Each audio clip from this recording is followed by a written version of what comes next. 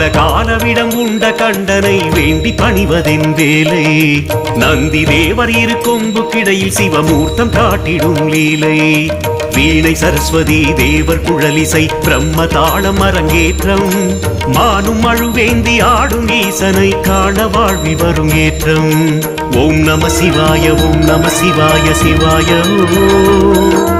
ஓம் நம சிவாய ஓம் நம சிவாய சிவாய ஓம் நம சிவாய ஓம் நம சிவாய சிவாய